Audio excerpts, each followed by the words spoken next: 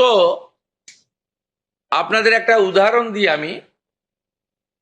এই মুহূর্তে লক্ষ্মীর ভান্ডার পাচ্ছেন রাকিবুল শেখ, তার পিতার নাম মনসুর শেখ, তার বাড়ি হচ্ছে শিয়ালমারা, পোস্ট হচ্ছে বহরমপুরের রাদারঘাট। তিনি রাদারঘাট 1 নম্বর জিপি, তার এপিক নাম্বার হচ্ছে SAF 1242254। অর্থাৎ যে কর্মসূচি মহিলাদের জন্য, সেই কর্মসূচিতেও ভেজাল এবং বেনজল ভেরিফিকেশন না থাকার ফলে ঢুকে বসে আছে।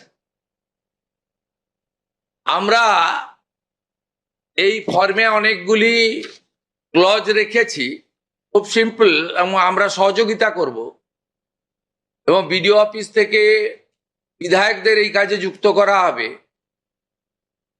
বিধায়করাও নিজেরা এটাতে নেতৃত্ব দেবেন। নবনির্বাচিত বিধায়কদের এটা একটি বড় কাজ, তারাও ফর্ম ফিল আপে সহযোগিতা করবেন সরকারের সাথে। আমাদের এই লঞ্চিং এর পরে বিডিওদের সঙ্গে ভার্চুয়াল কর্মসূচি রয়েছে, সেই কর্মসূচিতেও আমরা এটা বলবো। আমাদের যে জনকল্যাণ শিবির হচ্ছে 15, 16, 17, সেখানেও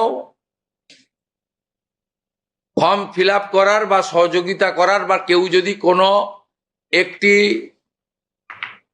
এই ফর্মের কোনো একটি ক্লজ বা কোনো একটি বিষয়ে তার কোনো কনফিউশন থাকে, সেটাও করতে পারবেন।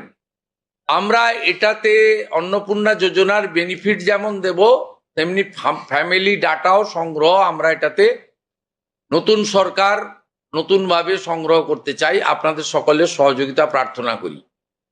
আমরা চেয়েছি রাষ্ট্রের মূল ধারার সঙ্গে যারা নাগরিকরা যুক্ত হয়েছেন তারাই বেনিফিট পাক। প্রথমত, যারা অতিরিক্ত ইনকাম ট্যাক্সের আওতার মধ্যে পড়েছেন তারা, অর্থাৎ এখন ইনকাম ট্যাক্সের সিলিং জানেন আপনারা, আমি আর উল্লেখ করছি না। সেক্ষেত্রে কোনোভাবে প্রকৃত প্রাপক ছাড়া যাতে না পায়, সকলকেই আমরা দিতে চাই।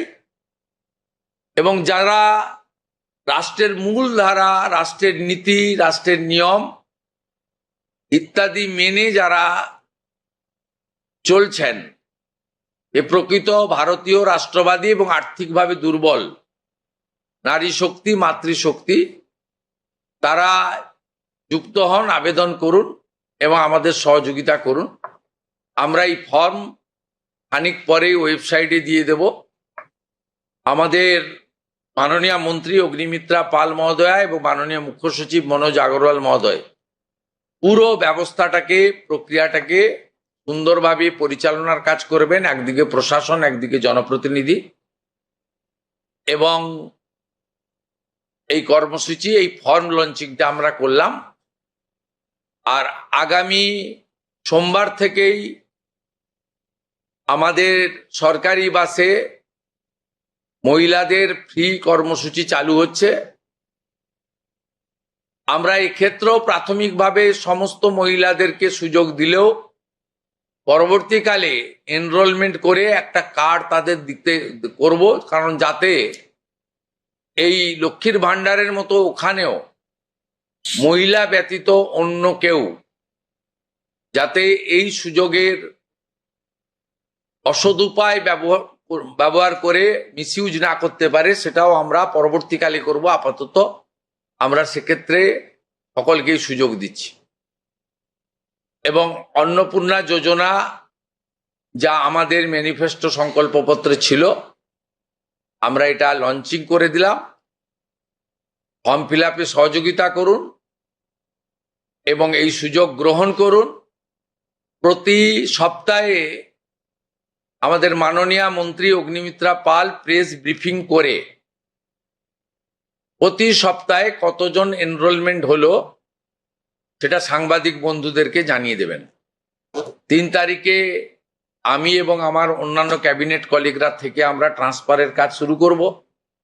তারপরে ঠিক 7 দিন অন্তর অন্তর মাননীয় মন্ত্রী তিনি প্রেস ব্রিফিং করে জানিয়ে দিবেন যে এত লক্ষ ভেরিফিকেশন হলো এবং তারা লক্ষ্মীর ভান্ডার থেকে বেরিয়ে অন্নপূর্ণা যোজনায় চলে গেল। আমার বিশ্বাস যাদের জন্য বা যাদের উদ্দেশ্যে এই কর্মসূচি তারা এই কর্মসূচিতে উপকৃত হবেন এবং আমরা আমাদের দেওয়া কথা রাখতে পারবো। এই প্রক্রিয়াটা সম্পূর্ণ করার জন্য যে লক্ষ্যমাত্রা সময় আমরা দিয়েছি হয়তো তার আগেই 1 মাসের মধ্যেই কমপ্লিট হয়ে যাবে। যেদিন কমপ্লিট হয়ে যাবে তারপরেই আমরা আপনাদের সামনে তথ্য ডাটা নিয়ে আসবো এবং স্বচ্ছতার সঙ্গে আমাদের রাজ্য সরকারের ওয়েবসাইটেও আমরা সেটা তুলে দেব। আজকের ভিডিও এ পর্যন্তই। দেখা হবে নতুন কোনো বিষয় নিয়ে আপনাদের সাথে খুব তাড়াতাড়ি। ভিডিওটি ভালো লেগে থাকলে অবশ্যই লাইক করবেন এবং শেয়ার করতে ভুলবেন না। নমস্কার।